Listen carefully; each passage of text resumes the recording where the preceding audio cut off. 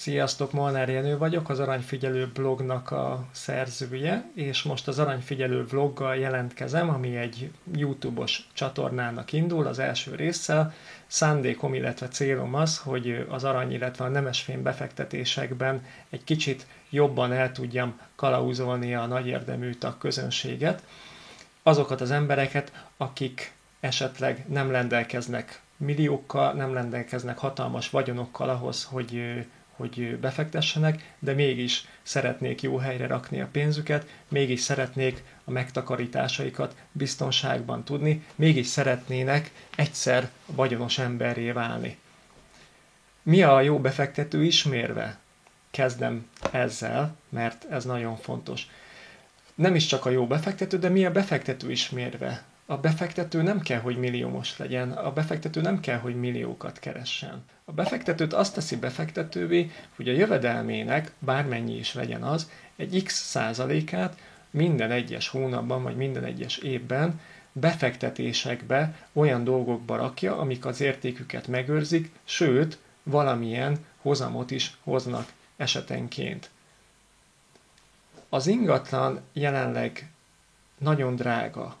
Nagyon nehéz ingatlanba fektetni, főleg akkor, hogyha az ember egy autómosó, mint én lehetnék, és 400 vagy 500 ezer forintot keres havonta.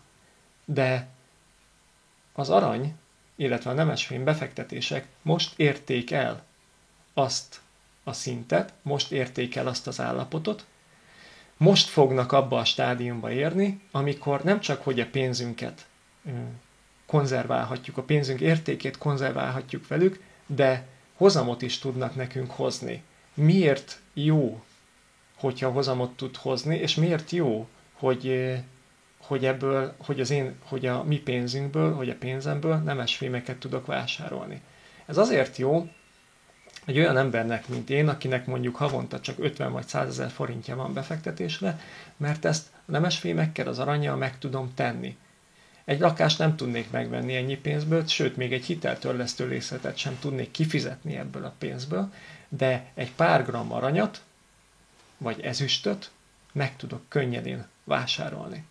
És ez itt a lényeg, hogy kis pénzű emberként, vagy egy átlagjövedelmű emberként befektetővé válok. Ráadásul olyan valamivel fogok befektetni, ami egy igenis versenyképes, értékálló, és mondhatom azt is bátran, hogy a jövő egyik sztárbefektetése lesz. Mi ez a befektetés? Igen, kitalálható, ez az arany, ezek a nemesfémek. Lássuk! Tehát mik a nemesfémek? Miért használjuk őket évezredek óta? Milyen tulajdonságaik vannak? Mik azok a nemesfémek? Tudjuk, hogy az arany, a platina, az ezüst, ezek mind nemesfémek, nemesfémeknek hívjuk őket. Miért nemesek? Azért, mert nem fog rajtuk a korrózió. A savak nagy része nem oldja őket, nem lépnek reakcióban semmilyen más anyaggal, vagy csak nagyon-nagyon-nagyon kevéssel. Jó tapintásúak, jó tulajdonságokkal rendelkeznek, és általában könnyen alakíthatóak, nem túl kemény fémek, de ötvözetekkel, természetesen ötvözésekkel sokkal keményebbé lehet tenni őket. Mik ezek a fémek? Ugye arany, az ezüst, a platina, a teljesség igénye nélkül felsorolva. Értékesek, ritkák, általában nehezen kinyerhetőek a földből. Az aranyat civilizációtól vagy időszaktól függetlenül mindenki fontosnak tartotta, mindenhol értékmérő tényező volt, mindenhol olyan tárgyakat alakítottak, csináltak, öntöttek belőle, amiket szerették volna, hogy tartósak legyenek. Voltak olyan civilizációk is, ahol arany lemezekre vésték föl az írásokat, mert hogy ez volt a legesleg tartósabb módja annak, hogy ezeket az információkat megőrizzék. Ugye az arany és az ezüst nem korrodálódik, a rozsda nem eszi meg, és több száz vagy esetleg több ezer év múlva is ugyanúgy néznek ki ezek az anyagok, mint ahogy kiöntötték őket. Az arany egy nagyon rugalmas fém, 1 gram aranyat akár egy egész négyzetméterre is ki lehet úgy teríteni, hogy az az anyag nem fog megtörni. Tehát egy nagyon rugalmas, nagyon flexibilis valami, hihetetlen jó alakíthatósága van, természetesen ötvözni is nagyon jól lehet bármi mással. Egy gyors pillantással megállapítható az erről az ábráról, hogy az aranykészletek nagy mennyiségben már kibányászásra kerültek a föld alól. Mit jelent ez? Ez számunkra annyit jelent, hogy ebből a bérház nagyságú színarany tömbből, aminek lassan a 3/4 már a felszín fölött van, csupán 54 000 tonnányi része van a bányákban, és amikor az elfogy, gyakorlatilag az arany kitermelése megszűnik létezni. Mi az, amit még láthatunk ezen az ábrán? Azt láthatjuk, hogy az arany legnagyobb része, amit már kibányáztak legalábbis, ékszerekben van, de jelentős részt birtokolnak belőle a központi bankok, illetve a magánemberek is. Nagyon érdekes része az ábrának a szürke tömb, amelyik az eddig nem kibányászott aranykészletek nagyságát mutatja. Ezen készletek kimerülőben vannak, a könnyen hozzáférhető, könnyen fejthető arany mennyisége nagyon-nagyon gyorsan csökken. Egyes szakértők szerint 2050-ig a jelenleg ismert bányák 95%-a ki fog merülni, ami annyit jelent, hogy az aranytermelés minimálisra fog zsugorodni. Természetesen fognak új bányákat is feltárni, de egyelőre nem tudjuk, hogy ezek mekkora kapacitással fognak tudni működni. Azok a lelőhelyek, ahol könnyen hozzáférhető volt az arany, már vagy kimerültek, vagy kimerülőben vannak, és azok a bányák fognak termelésben maradni, ahol mélyen, nehezen hozzáférhetően, vagy pedig sok anyag megmozgatása árán lehet csak a nemesfémet felszínre hozni.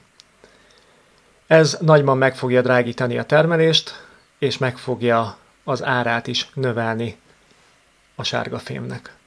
Mi fog történni akkor, amikor a termelés minimálisra fog csökkenni, és az arany iránti kereslet épp akkor fogja elérni a maximumát? 25 év nagyon hosszú idő, úgyhogy erre most meg se kísérelünk válaszolni, viszont arra a kérdésre igen, hogy most miért megy ennyire föl az aranyára, hogy most az utóbbi időben miért volt egy ekkora ugrás az aranyárban, hogy tavaly majdnem 40%-ot, idén pedig már lassan 20%-ot gyarapodott. Azért, mert gazdasági és politikai bizonytalanság van a világban, egyre inkább érezni azt, hogy bomlik fel a politikai rendszerek, a gazdasági rendszerek eddig megszokott szövete. Fontos lenne az mindenki számára, hogy tudja, hogy miben érdemes fektetni, miben érdemes a pénzét tartani, illetve mennyire érdemes megbízni a hivatalos valutákban, illetve fizetőeszközökben.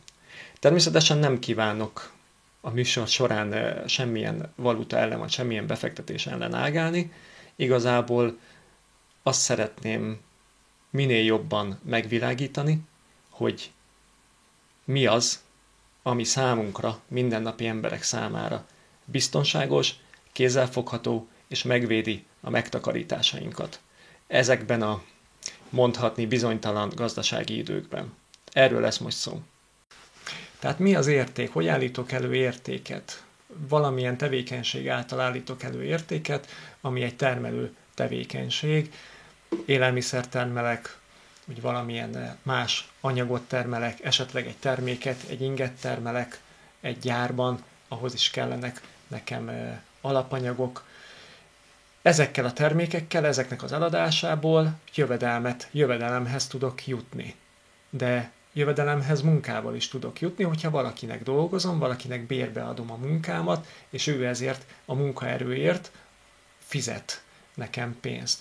Jövedelmet úgy is tudok termelni, hogy van valamim, amit én kiadok bérbe, nem a munkaerőm, de mondjuk van egy területem, van egy üzletem, amit más használatba vesz, azt használja, van esetleg egy autóm, egy lakásom, abban lakik, azt használja, kibérli, és ő ezért fizet, szintén jövedelmem lesz belőle. Ebben az esetben, ugye mindegyik esetben valami másra kell költenem a pénzt, például egy egy eszköznél, egy autónál, egy lakásnál a karbantartás ugye az én kontomra megy, tehát nekem kell gondoskodni róla.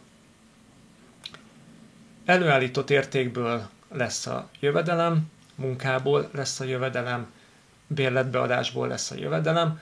A jövedelem az manapság mindig pénz, de régen nem így volt. Régen termékben vagy terményben is lehetett ezeket fizetni. A zsoldosok nagyon régen sóban kapták a fizetésüket, a földesúrnak terményben fizették a járandóságot, az egyháznak terményben fizették az egyházi tizedet, ez vagy jószágokat adtak le, ez minden korszakban más volt.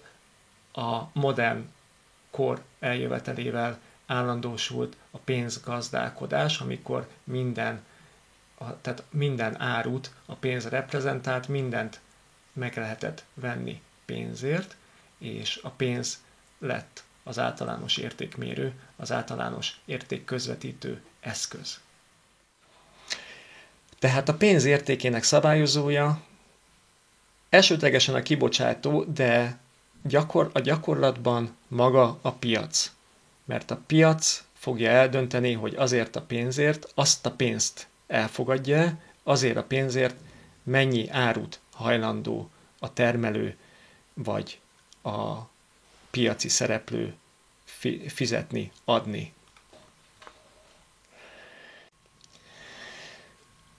Bonyolult pénzügyi rendszerben élünk. Ez egy kicsit egyszerűbb volt a múlt század idején, amikor a fő pénzek, vagy esetleg nevezhetjük tartalékvalutának is, de erről majd később, aranyfedezethez voltak kötve. Tehát például az Egyesült Államok féle dollár egészen 1971-ig valamennyi részben aranyra beváltható volt. Rá is volt írva a bankóra, hogy ez aranyra beváltható.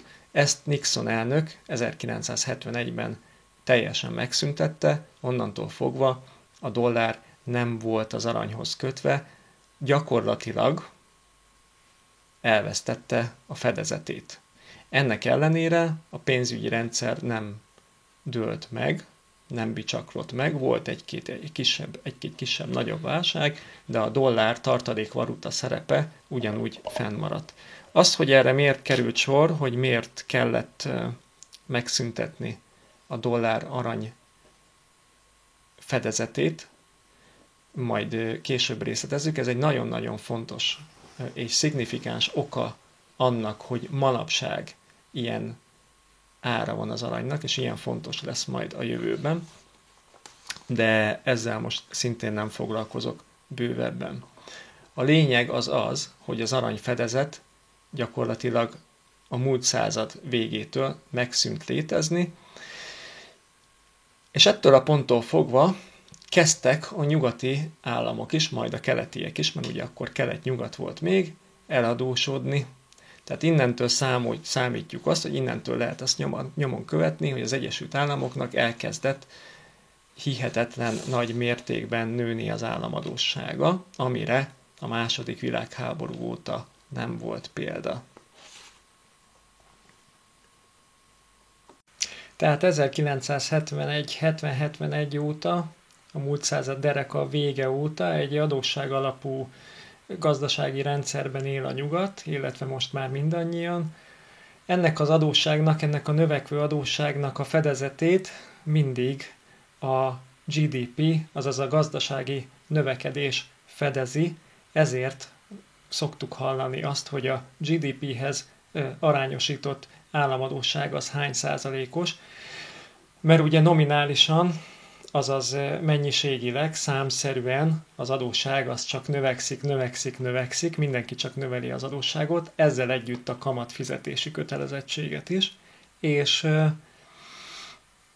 viszont ha a GDP-hez arányosítjuk, tehát a nemzeti össztermékhez, amelyik jó esetben, vagy gazdasági prosperitás esetén mindig nő, ahhoz képest az államadósság rátája tud lefele is menni, persze nem nominálisan, tehát az adósság nem lesz kevesebb, hanem az össztermékhez viszonyított adósság szintje az esetleg egy kicsit lemegy, de ez nem jelenti azt, hogy az adósság vagy a kamatfizetés kötelezettségek azok csökkennének. Az államadósságot nagyon gyakran a GDP-hez arányosítják, mégpedig azért, mert a GDP általában vagy jó esetben növekszik, tehát a kibocsátott, az országban a gazdaság által kibocsátott termékek mennyisége vagy mennyiségi volumene, illetve ezeknek az értéke folyamatosan nő, és ilyenkor az ezekre jutó államadósság az arányaiban csökkenni szokott, tehát a kibocsátott negatív alapú pénzre, azaz adósságra sokkal-sokkal több megtermelt termék jut, amit nyilván aztán el lehet adni, és ilyenkor az államadósság arányaiban csökken, ha nem is nominálisan, tehát nem mennyiség szerint, de a megtermelt javakhoz képest csökken. Csak azzal szokott probléma lenni, hogyha a GDP valamilyen okból, tehát a megtermelt javak mennyisége valamilyen okból elkezd lecsökkenni, vagy van benne egy nagy esés, és ilyenkor ugye az államadósság az azonnal felugrik 10-20, akár 30%-ot is. Az államadósságok növekedése az egyik legnyomósabb oka annak, hogy az arany és a nemesfémek ára folyamatosan és az utóbbi időkben eléggé intenzíven növekszik. További okok például az egyik a készpénzállomány, illetve a forgalomban levő pénz mennyiségének a felduzzasztása. Ha megnézzünk rá egy kis sematikus videót, akkor azt láthatjuk, hogy 10 aranyegységre jutó készpénzállomány, még ha a pénz nincs is az aranyhoz kötve, mert itt gyakorlatilag nincsen az aranyhoz kötve, de az arany mégiscsak egy véges valami, amiből senki nem tud többet csinálni, mint ahogy láttuk az előző ábránkon, hogy nagyjából egy bérháznyi méretű tiszta aranyunk van a Földön, ennek a negyede még nincs is kibányászva, és az erre jutó készpénz mennyiségtől függ az, hogy ennek az aranynak, ennek az aranymennyiségnek a grammonkénti vagy unciánkénti ára mennyi. Hogyha a készpénzt felduzzasztam a duplájára, az aranymennyisége ugyanannyi marad, egyszerű számolással ki lehet kalkulálni, hogy az aranyára a duplájára fog felmenni, mert kétszer annyi pénz van forgalomban, tehát 1000 forint helyett esetleg 2000 forint jut 10 egység aranyra, tehát az aranyára meg fog duplázódni. Hogyha 3-szor annyi pénzt rakok bele a rendszerbe, 3-szor annyi bankom van, akkor a pénzben kifejezett aranyár, vagy az aranyban kifejezett pénzérték, ugye, mert oda-vissza tudom ezt mondani, de maradjunk abban, hogy a pénzben kifejezett aranyár az növekedni fog. Tehát minél több pénzt rakok a rendszerbe, annál magasabbra fognak felkúszni az árak, különösen az aranyára és minden olyan termékára, aminek véges a száma, véges a mennyisége a Földön. Rengeteget lehetne még beszélni az aranyról, a nemesfémekről, a világgazdaságról, gazdasági folyamatokról. Én azt gondolom, hogy ebbe a bemutatkozó műsorba, az első részbe ennyi fért bele, akinek, és remélem, hogy vannak köztetek sokan ilyenek, kérdése van, ezekre nagyon szívesen válaszolok, és ezekből a kérdésekből szeretném felépíteni a következő részeket, úgyhogy remélem lesznek ilyenek, előre is köszönöm őket. És végezetül következzen néhány interjú, amiket hétköznapi emberekkel, olyanokkal, mint én készítettem, azért, hogy megtudjam azt, hogy mibe fektetnék ők a pénzüket, illetve, hogy valaha eszükbe jutott az, hogy aranyat vásároljanak befektetési célból, aranyat vagy nemesfémet vásároljanak befektetési célból. Lássuk! Tehát a kérdés, mit csinálnál 50 millió forinttal, mibe fektetnéd, hogyha most adnék neked annyit? Ingatlanba, valószínűleg. Ingatlanba. Mennyi pénzt raknál ingatlanba, és milyen ingatlant vásárolnál? Valószínűleg egy budapesti ingatlant vásárolnék, mármint így a magyar piacon azok érnek a legtöbbet, vagy egy bécsit. Aha, jó. Így távlatokban menően 50 millióból már valószínűleg egy bécsit is lehetne, de nyilván Budapesten valami kisebbet, valami középkategóriásat, ilyen 35-45 négyzetméter között, és ami úgy se nem családoknak, se nem idős embereknek nem olyan jó kiadni. Ez olyan csúnyán hangzik, de hogy így... De akkor kiadásra vennél. De kiadásra, abszolút kiadásra. Aha, értem. Jó. ha megdupláznám ezt a pénzt, Igen. és szintén befektetésre adnám, akkor 2 lakást vennél belőle? Vagy egy nagyobbat? Vagy esetleg elköltenéd másra azt a pénzt? Hát alapvetően inkább 2 lakást vennék, tehát én nem vennék nagyobbat, semmiképpen. De ingatlanban gondolkodnál mindenképpen. Hát egyelőre igen, nem látok más alternatívát, ami esetleg még tőzsdézni, de ahhoz nagyon kell érteni, tehát hogy valamilyen részvényekbe fektetni, ahhoz nagyon kell érteni, és én ahhoz nem értek. Jó, és a kérdésem az lenne, hogy gondolkodtál-e valaha aranyban, befektetési aranyban? Igen, gondolkodtunk, vagy hát így néha így felröppen otthon, hogy miben lehetne még fektetni. Például az öcsém az most uránba fektetett. De ez tőzsdén, tehát akkor nem megvette az uránt és lepakolta az ágy alá, hanem nyersanyagban abszolút, tehát szerintem. És az utolsó kérdésem az, hogyha ennek a dolognak fizikailag a kezedben kellene lennie, akkor az ingatlanon kívül eszedbe jutna a befektetési arany, vagy nem? Hát, mivel nincsen ennyi pénz, ezért így alapvetően nem. Nem, az 50-100 millió az még mindig itt van, így hát nem nincs itt. Mármint úgy mondom, hogy így a valóságban ezt a kérdést még nem gondoltam át, de lehet, hogy egy részét azt lehet, hogy ilyen biztonsági tartaléknak. Jó. Ha azt látnom, hogy az arany az amúgy is tartja az értékét, akkor igen. Mit szólsz ahhoz, hogy tavaly több mint 40%-os hozamot hozott az arany. Tehát több mint 40%-os áremelkedése volt forintban. Mit gondolsz erről? Meg fogja ezt ismételni idén, esetleg tovább fog eszkalálódni ez az árnövekmény, vagy pedig stagnálni fog? Alapvetően ezt nem hallottam, ezt az információt, tehát így mondom, nem mozgok ilyen körökben, nem nagyon foglalkoztam mostanában így a pénzügyeimnek a hova tetézésével, mivel még most fogok majd normálisan munkát keresni, egyetemista vagyok. De majd gondolom, hogyha ott van az, hogy a fizetésemnek egy része már úgy tengleng, akkor biztos, hogy megnézem ezt a lehetőséget is. Jó, köszönöm szépen a válaszaidat. Köszönöm. Még azt megkérdezhetem a nézők kedvéért, hogy mit tanulsz? Igen, én biomérnöknek tanulok a Műszaki Egyetemen. Na, szerintem egy nagyon jó dolog, hogy egy biomérnök is hozzá tud szólni egy ilyen üzleti témához. Köszönöm szépen még egyszer az idődet. Köszönöm. A kérdésem az lenne, hogy mibe fektetne 100 millió forintot, hogyha most adnék önnek annyit, hogy tessék, soha többet nem akarom látni ezt a pénzt. Az összeg az könnyebb lenne, ha 90 lenne. Legyen 90. Van 3 fiam, és akkor mindegyik lakás irányba. Tehát 30 millióból nem lehet egy lakást venni, de akkor az egy jó kezdés lenne nekik. Tehát ingatlanban gondolkodnak. Jó. És gondolta arra, tehát mi lenne akkor, hogyha ezt a pénzt, tehát a 90 millió elmegy ingatlanra, és adnék még plusz 50 millió forintot, hogy valami olyasmire fektesse, ami kézzel fogható, tehát ha akarom, akkor el tudom rakni a zsebembe, és el tudok vele gyalogolni. Tehát nem ingatlan, nem termőföld, hanem valami kézzel fogható dolog. Akkor mi lenne az? Államkötvény esetleg? Nem. Mert szerintem nem több, mint az infláció, vagy körülbelül ugyanannyi, mint az infláció. Nem én mondtam. Én úgy tudom mostanában, hogy... Gondolt-e valaha az aranyra? Nem. És azt tudta-e, hogy a tavalyi évben az arany csak nem, illetve bizonyos valutaformákban több mint 40%-os hozamot produkált egy év alatt. Tehát 40%-kal följebb ment az ára, és azt tudta, hogy már idén több mint 20%-kal fölment az ára az aranynak.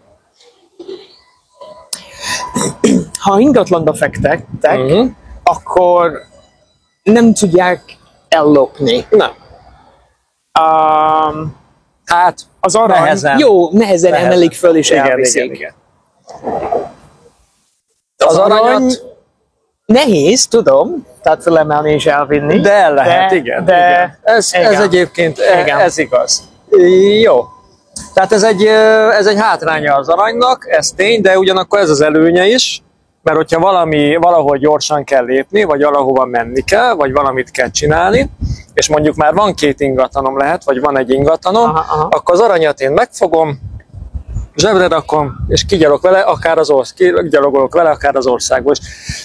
Ezzel csak én nem népszerűsíteni akarom az aranyat, csak az összes tulajdonságát ugye kívülről, belülről szemrevételezni, hogy mik az előnyei, illetve a hátrányai a többi befektetési eszközhöz képest. Egyébként tudja, hogy mi a különbség az ékszerbefektetés, illetve a tömbarany befektetések között? Tehát az arany tömbök. Nem, de feltételezem, hogy a tömb az könnyebb kiszámolni, hogy mennyit ér, az ékszer az, mit tudom én, stílustól, meg kortól, lehet, hogy az értéke az igen. Hogyha viktorián időszakból származik, akkor annak van egy másik értéke. Még a gyémánt mondjuk, hogy a gyémánt, igen. van, akkor az... Igen. Tehát a tömbaranynál sokkal egyszerűbb a uniformizálás, még az ékszernél ez nem. Ráadásul az ékszert általában csak tört aranyárban veszik be tőlünk, még a gyémánttal is. Aha. És ez egy nagy probléma akkor, amikor készpénzesítenünk kell, tehát a likviditásunkat kell visszanyernünk, akkor pénzt vesztünk gyakorlatilag. Tömbaranynál ez nem fordulhat elő, mert csak 5%-ot fogunk veszteni a legrosszabb esetben vele, de hogyha ilyen jó évet fogunk ki, mint a tavalyi 40%-os, akkor nem hogy vesztünk, hanem nyerünk vele. Jó, nagyon szépen köszönöm. A keresztnevét megtudhatom? Kati.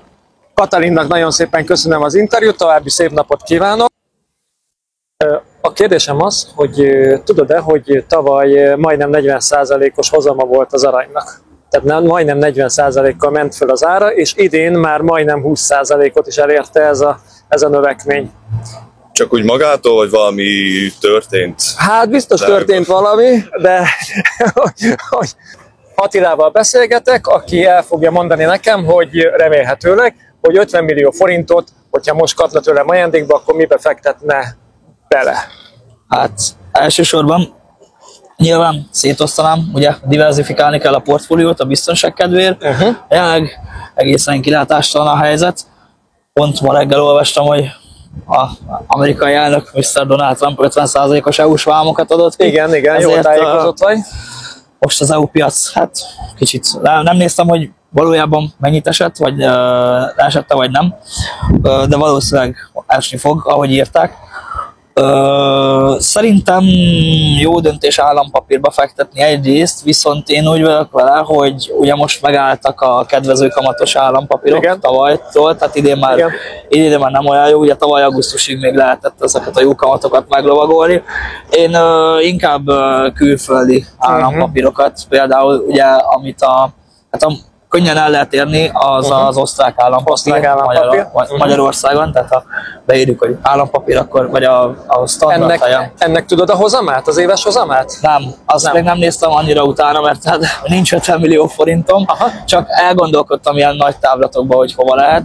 Nyilván, hogyha aktuális lenne, akkor valószínűleg jobban utána járnék erre, vagy az osztrák állampapírokat. Gondolkodtál, eszedbe jutott-e valaha az arany, vagy az aranybefektetés? Nem, viszont azt most láttam, hogy megy azért fel az aranyára. Nyilván főleg amerikai tartalmakban láttam, hogy megy fel. Nézegettem amúgy ETF-et, Gold Producer, ugye aranybányászat ETF-et. Olyat vettem is, így kíváncsiságban, meg láttam is, hogy valóban ment fel az elmúlt pár hónapban a hozama. Azt tudod-e, hogy tavaly majdnem, illetve túl is lépte egy-két fizetőeszközben 40%-ot az arany teljesítménye, mint hozam? Azt nem tudtam, hogy tavaly ilyen volt. Idén az elmúlt pár hónapban értesültem. Ugye egyetemen, ahol tanulok, van a pénzügyi tanszékünk, ők szoktak kirakni nagyon jó ilyen piaccal kapcsolatos dolgokat, és ott láttam, hogy nagyon felment az aranyára ahhoz képest, hogy ők is így rakták, ilyen cikket szoktak írni melléjük, hogy nagyot vagy az arany, nem is tudom milyen, de valamilyen frappáns mondatokkal írták le, de és onnan jött az ötlet, hogy akkor utána nézek, hogy mennyi, és vagy hogy az ilyen ETF-ek és az ezzel foglalkozó cégek hozamot értek el. És melyik egyetemre jársz, azt meg lehet még kérdezni? BME az a Budapesti Műszaki Egyetem. Milyen szakon? Pénzügyszámvitel. Pénzügyszámvitel, úgyhogy végül is egy szakmabelivel is tudtunk Hát találkozni. azt azért nem merem kijelenteni. De hamarosan. Kezdő laikus, nagyon kezdő laikus. Attila, nagyon szépen köszönöm, hogy szóba álltál velünk, és további sok sikert kívánok. Az 50 milliót most nem tudtam prezentálni, de reméljük, hogy egyszer megoldjuk. Majd abban a helyzetbe kerülsz, hogy ez fizikailag is a kezedbe kerül, hogy be tud fektetni. Köszönöm még egyszer. Hogyha adnék most 50 millió forintot örökbe, befektetési célra, mibe tenné bele? Mennék a Balatonpart nyaralót. És ez a nyaraló, ezt ki lenne adva? Nem, valaki? saját célra. Saját célra? Igen, családi célra. Családi célra. Jó, és hogyha megvan a nyaraló, és adnék még 50 milliót, akkor azt miben raknál bele? De beszélj, igen, mert mondjuk megvan az utazás, megvan a jakt, megvan az autó, megvan minden, és akkor, hogy kifejezetten befektetési célra. Vennék valami kisebb lakást, amit kiadnék. Kisebb lakás, amit igen, ez nagyon jó. Gondolkozott aranybefektetésen valaha? Az sem rossz ötlet. És azt tudja-e, hogy tavaly majdnem 40% volt az aranynak a hozama? Éves szinten. Nem tudtam. Nem. És azt tudta-e, hogy idén majdnem 20%-ot már hozott az arany? Azt sem tudtam. Nem. Én nagyon szépen köszönöm a válaszokat. Szívesen. Köszönöm, és további jó hétvégét kívánok. Viszontlátásra, sziasztok! Amennyiben tetszett a videó, akkor kérem, hogy lájkoljátok és iratkozzatok föl az Aranyfigyelő csatornájára. Köszönöm figyelmeteket!